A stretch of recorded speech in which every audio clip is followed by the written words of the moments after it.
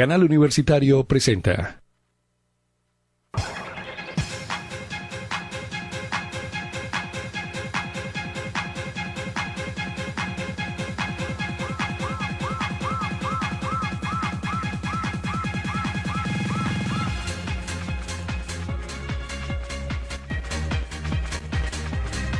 Amigas y amigos, príncipes y princesas, nuestro saludo cordial, afectivo y con todo el agradecimiento por acompañarnos siempre en este subprograma Libros, Lecturas y Salud Ecdomadario, por nuestro canal universitario Como Vos Lo Querés. Tengo hoy el placer de presentarles al doctor Fernando Yepes Gómez, que nos lo ha traído aquí, Poemia, su casa editorial, una organización donde se asesora a toda aquella persona que quiera escribir un libro y además se puede llegar hasta la culminación de ese proceso editándoles un libro. Así que bienvenido, doctor Yepes. ¿Cómo está usted? El amigo Lizardo, nuestro compañero. Queremos entrar de una vez en materia y decirles a ustedes quién es el doctor Fernando Yepes.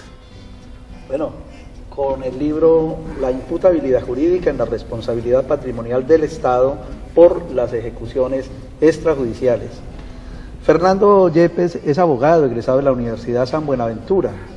Realizó la especialización en Derecho Administrativo en la Universidad Pontificia Bolivariana de Medellín. Asimismo, la especialización en Contratación Estatal de la Universidad Externado de Colombia y Magíster en Derecho Administrativo de la Universidad Libre Seccional Cali. Es diplomado en Derecho Administrativo 2000 y diplomado en Procedimiento Contencioso Administrativo de la Universidad Santiago de Cali 2004, conciliador en Derecho 2004, diplomado en Pedagogía Universitaria de la Universidad Libre 2010.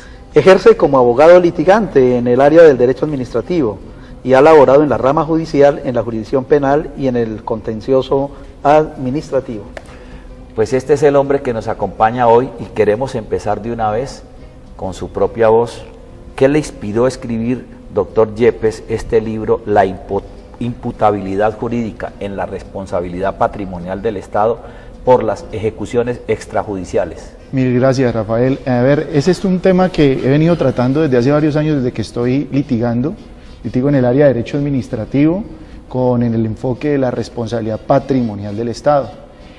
Este libro surge de un análisis y una reflexión en cuanto a ¿qué tanto se puede vincular a la institución militar por lo que se han denominado las ejecuciones extrajudiciales o falsos positivos? Si en estos eventos solo respondería el funcionario o en realidad el Estado se hace responsable por estos actos violatorios de derechos humanos. El libro tiene una posición que disiente abiertamente de lo que ha sido la posición de las corporaciones judiciales, Consejo de Estado y hasta Corte Interamericana de Derechos Humanos, pero con un análisis muy jurídico. Muy bien. Cuando tú dices análisis jurídico, ¿a qué se refiere exactamente, Fernando? Dentro del tema de la responsabilidad del Estado se debe analizar un elemento que se llama imputabilidad. Esa imputabilidad significa si yo puedo atribuir un hecho a determinado ente o a determinada persona. Lo que se ha dicho hasta ahora, en muchísimos pronunciamientos que hay del Consejo de Estado y la Corte Interamericana de Derechos Humanos, que ha condenado al Estado a pagar y a reparar a las víctimas de estos ilícitos, es que el Estado se hace responsable porque es un ente garante. Entonces, todo lo que hagan sus funcionarios, independiente si en ese momento están cumpliendo con su función, el Estado se hace responsable. Bueno, correcto. Entonces, a ustedes, amigos televidentes, ya se pueden dar cuenta de que vamos a hablar de todo lo que compete a los falsos positivos. Y este estudio minucioso, esta gran investigación hecha por el doctor Fernando Yepes Gómez, nos va a entregar hoy lo que comprende ese estudio y esa investigación. Queremos continuar este diálogo o iniciarlo realmente con el doctor Fernando Yepes Gómez y hablemos de toda esta investigación que usted tiene escrita en este libro. Claro, yo le quería decir algo también en este sentido. El tema falsos positivos es un tema no coyuntural, sino es un tema ya histórico en este país, por un lado. Lastimosamente. Pero por otro lado, el tema de falsos positivos ha tenido diversos tipos de enfoques, por ejemplo, el enfoque político, válido. el enfoque económico, financiero, también supremamente válido. Ese yo creo que es el más contundente. El enfoque sociológico, porque es que este es un tema que abarca a toda la nación. Este no es un problema que compete solamente a unas clases sociales, es un problema que compete a toda la nación. Pero, ¿dónde está la novedad de este enfoque? La novedad del enfoque de Fernando está, me parece a mí, y espero que Fernando esté de acuerdo con esto, que este no es un enfoque político ni administrativo, sino un enfoque típicamente jurídico. Podríamos entonces, Fernando, explicarle a nuestros televidentes qué tiene que ver el enfoque jurídico en la solución de este problema que es nacional. Mil gracias, Lizardo. Lo primero, retomando sus palabras, efectivamente este problema de ejecuciones extrajudiciales o lo que han denominado falsos positivos tiene primero un enfoque social, pero también tiene un enfoque político. Como se plantea en el segundo capítulo del libro, los asuntos de ejecuciones extrajudiciales surgen por políticas de Estado. Eso sostienen algunos. ¿A qué me refiero? Que encontramos antecedentes de 1978, en la época de Turbay Ayala, en 1998, y con mayor énfasis después del año 2002, en el primer periodo de Álvaro Uribe Vélez, en donde se presentan unas políticas de Estado que es lo que generó esto que han denominado falsos positivos. ¿A qué me refiero? Los falsos positivos son actividades ilícitas que realizan miembros de la fuerza pública, pero que tienen una apariencia de una actividad legal, de una actividad lícita. ¿Por qué? Porque el Estado propició que en la medida que se mostraran resultados contra la insurgencia, se iba a incentivar a ese servidor público. Cuando ya tenía un pago, ya tenía una mesada para hacer ese trabajo. Exacto, pero ¿qué es lo que se hizo? Por ejemplo, encontramos directivas ministeriales de los años 2002 a 2007, en los que se fijaban recompensas a los servidores que mostraran bajas de la guerrilla o aprehensión de los mismos, o se encontraran municiones, en fin. Pero son cosas que están inmersas dentro de su función y que ya están pagas, ya están dentro de su remuneración. Me hace usted acordar cuando dice el 70 para acá y que ahora después del 2002 aproximadamente se le colocó ese nombre de falsos positivos. Nos hace usted recordar en aquella época de la gran violencia en Colombia de los godos y los cachiporros, o sea, liberales y conservadores, donde tanto los unos como los otros pagaban dinero para aquel conservador o para aquel liberal que trajera las orejas de un contrario, y era pago. Una cosa vergonzante, porque yo qué voy a saber si esas orejas son de un liberal o de un conservador, eso no tiene presentación, pero mire cómo se va como tecnificando, y luego viene el incentivo que siempre ha estado allí, el que existe hoy lastimosamente para que yo haga mi trabajo, porque eso es lo que yo pienso. Efectivamente, eso es lo que sucedió con las directivas ministeriales que fijaron unas recompensas.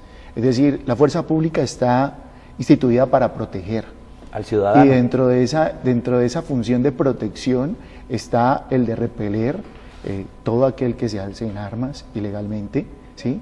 Pero lo que se hicieron con estas directivas, especialmente, y reitero, después del año 2002, fue incentivar para que se mostraran mayores resultados. Claro, ¿qué se hizo por parte de la fuerza pública? No lo digo yo, lo dicen las pruebas, los datos de Fiscalía, los datos de Comisión Interamericana de Derechos Humanos, de ONG existentes en Colombia, y es que se han mostrado la muerte de campesinos, de ciudadanos inocentes, como si fueran miembros de grupos guerrilleros o de cualquier grupo o delincuentes. Armas, o delincuentes, todo con el único objetivo de obtener el pago de la compensación que fijaba esa directiva ministerial. Y es que se han cometido atrocidades.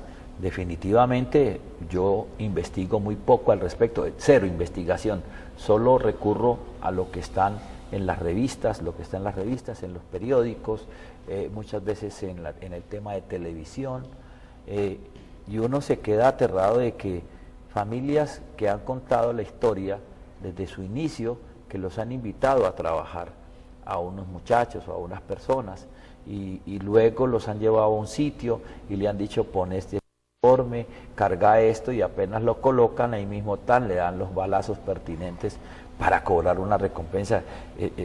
Ahí es donde uno dice que no debía, pero sí debía haber una pena de muerte, ¿no? Ya hablando de una conclusión que me le adelanto, doctor Yepes, pero es una atrocidad enorme. Un personaje de esos no puede recibir un castigo tan endeble, tan mínimo, como que es la picota pública, pero que a los 15 días ya nadie dice nada. Quedarse detenido en un batallón donde tiene todas las prebendas, cuando el tipo ha cometido una atrocidad y se va a burlar del mundo y de la humanidad a través de semejante atrocidad que ha cometido. Discúlpeme que, es que me siento muy mal al respecto. Esta investigación suya pone al descubierto algo que tiene que cambiar. Bueno, pero escúcheme esto. Lo interesante del documento es que tiene como objeto de investigación un problema céntrico nacional, el problema de los falsos positivos, que sostiene que los falsos positivos constituyen de alguna manera una política de Estado. Se generan a partir de una política de Estado. Y lo siguiente, Fernando, es que su estudio implica, pues claro, un método científico para trabajar el tema y hace algunas proposiciones, hace algunas propuestas. ¿Qué propone Fernando Yepes en su libro? La investigación, si bien es cierto, comparto todo lo que acaban de decir y que la situación es atroz y lo que ha implicado la responsabilidad de los funcionarios, ese tratamiento endeble que ha brindado la justicia penal a los militares o a los policías involucrados en este tipo de asuntos, tiene una conclusión muy jurídica que disiente de eso que estamos hablando. ¿Por qué? Porque un falso positivo genera varios tipos de responsabilidades. Está la responsabilidad personal, es decir, de ese policía o ese militar que comete ese acto ilícito. Por supuesto. Él va a resultar castigado desde el punto de vista penal. Cuando se identifica que ha cometido ese delito. Que ha cometido ese delito. Pero ese acto ilícito genera otro tipo de responsabilidad que es la patrimonial, la económica. Es decir, lo que el ciudadano en la calle llama demande al Estado. O reposición. Es decir, pido reparación. Reparación del hecho delictivo. Reparación del hecho delictivo. Yo en el texto hago la diferencia, y eso lo manejan los doctrinantes que ya han estudiado estos temas, porque el tema de responsabilidad extracontractual tiene muchísima doctrina y estudios al respecto. Es que un acto ilícito va a generar para un servidor público una responsabilidad penal, ¿sí? Una responsabilidad disciplinaria, pero puede comprometer el patrimonio del Estado porque le toca a la institución reparar o indemnizar a las víctimas o a los familiares de esa persona que falleció. Mi enfoque tiene un enfoque diferente a lo que se ha venido manejando por las corporaciones judiciales. Comparto, lógicamente, que tiene que haber una responsabilidad penal, que se tiene que investigar ese delito, que se tiene que sancionar disciplinariamente y que usted, como miembro del Ejército y la Policía, debe responder económicamente, pero que ese acto ilícito no puede comprometer a la institución a la cual pertenece, porque ahí ya entro a analizar un tema, un enfoque muy jurídico, y es que no existe imputación a la institución de ese hecho que cometió el policía. Me explico. La entidad pública, llámese Ejército, llámese Policía, llámese Armada Nacional, responde por regla general por los hechos, los actos o las omisiones que cometan sus miembros, son sus dependientes. Si esa persona comete un error, lo lógico es que la entidad entra a responder económicamente por ese error, ¿sí? Pero ¿por qué responde la entidad por ese error? Porque el acto que él cometió tiene una relación con el servicio. Es decir, cuando el policía, persiguiendo a un delincuente, se excede en la fuerza o se excede en el uso de su arma de dotación, el Estado va a responder económicamente. ¿Por qué? Porque el acto que él cometió tiene relación con el servicio. Ese policía mató imprudentemente o ese policía lesionó porque se excedió en su fuerza, pero su finalidad era cumplir una función constitucional. Correcto. Es decir, porque a mí la Constitución y la ley como policía me dice, usted tiene que proteger y dentro de esa función me excedo. Pero igual lo que estoy haciendo Es algo que la Constitución me plantea, que me dice, esta es tu misión. En los falsos positivos, el análisis que planteo en mi texto es que ahí no se está cumpliendo ninguna misión ni ninguna función constitucional. Él va detrás de un objetivo Van detrás de un objetivo meramente personal.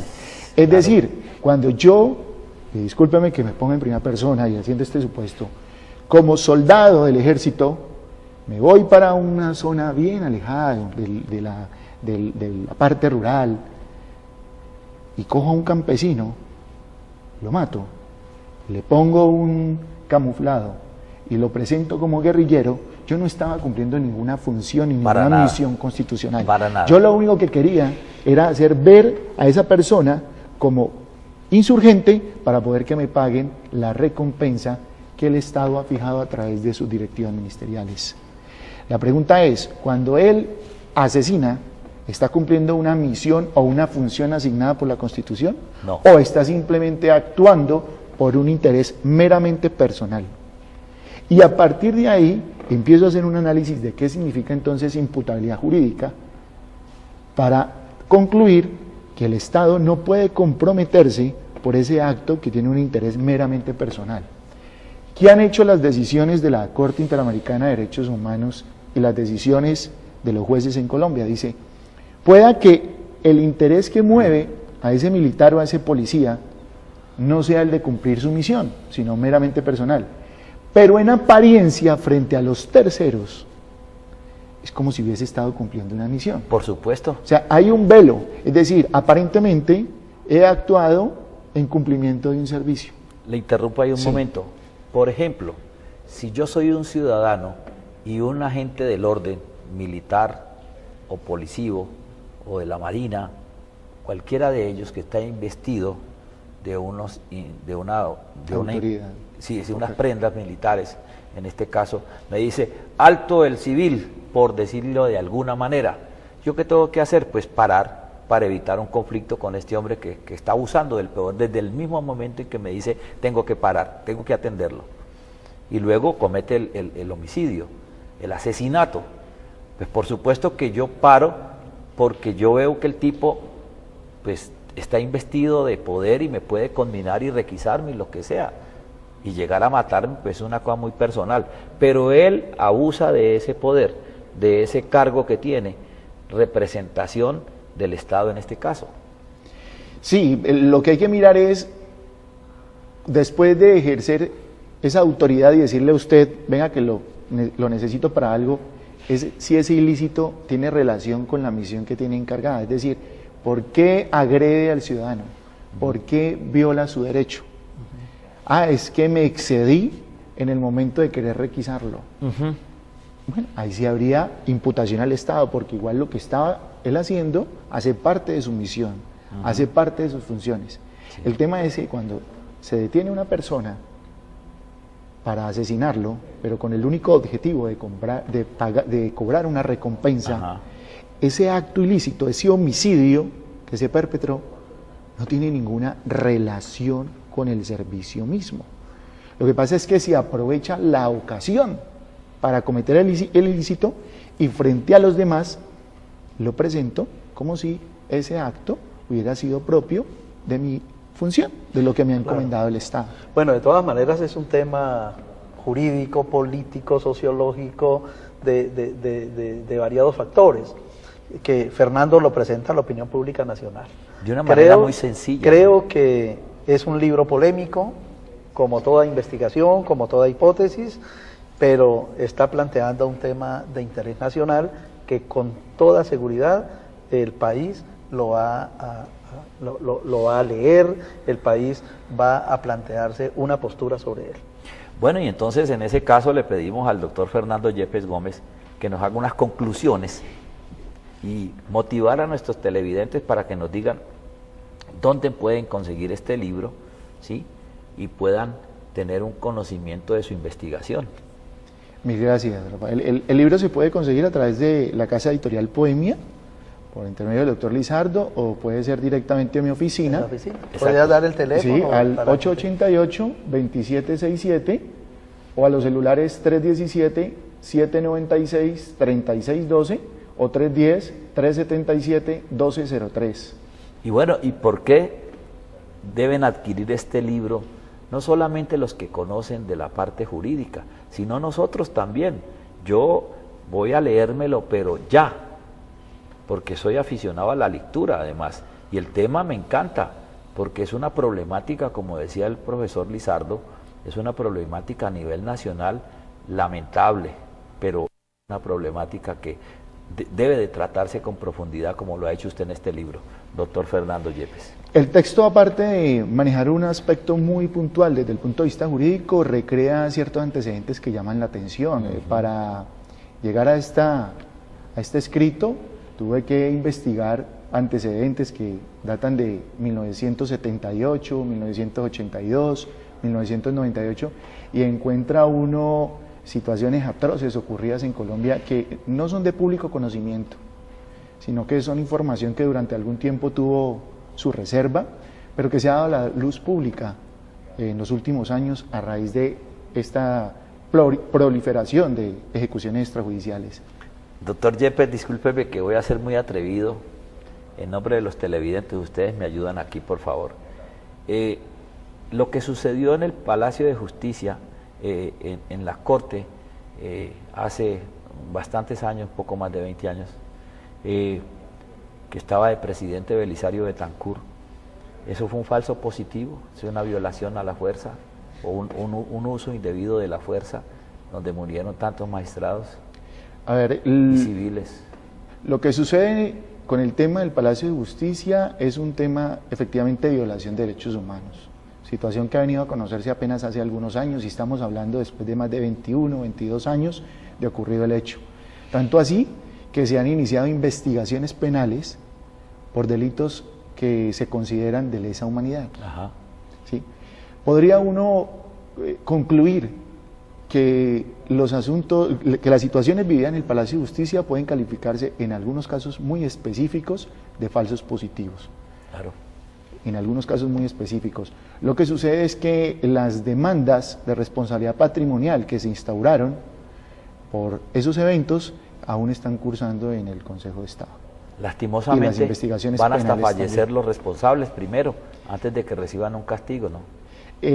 La ventaja es que desde el punto de vista penal, cuando se inicia una investigación de este tipo, son denuncias que no tienen prescripción, ¿sí? Porque estamos hablando de delitos de características muy graves, estamos hablando de delitos de violación de derechos humanos, que tienen unos términos especiales.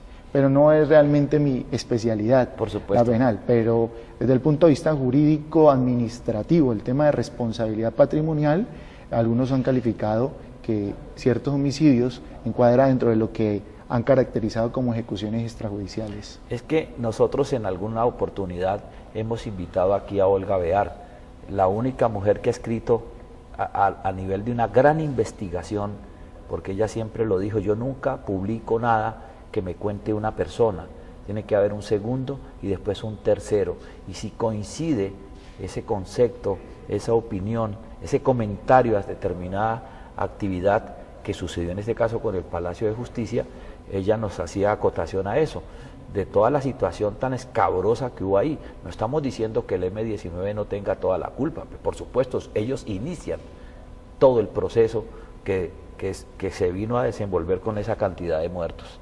Todos seres humanos valiosísimos, no solamente los magistrados, sino los señores de la cafetería, en fin, los del aseo que murieron allí.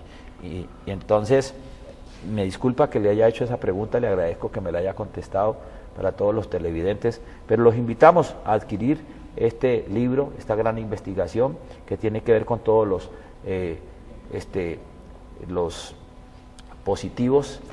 falsos positivos que se han presentado en nuestro país. Al 315-569-1781, además de cualquier inquietud, cualquier duda, se la resolvemos, y además también los que llamen, vamos a entregar unos libros que nos ha dejado el doctor Yepes, y ahí también los pueden conseguir si no son ganadores. Amigas y amigos, y a usted, doctor Yepes, a usted, doctor Lizardo Carvajal, gracias por invitarnos a este hombre, a este abogado que ha hecho este trabajo tan interesante sobre los falsos positivos. Muchísimas gracias, doctor. No, mil gracias a ustedes por la invitación y por permitirme mostrar este texto, este escrito. Este trabajo, porque Sí, es un señor. trabajo, es una investigación, ¿cierto, Sí, doctor? claro que sí, Fernando. Muchas gracias No, entonces por ustedes, mil presentarle al gracias. público un tema de muchísimo interés. Mil gracias.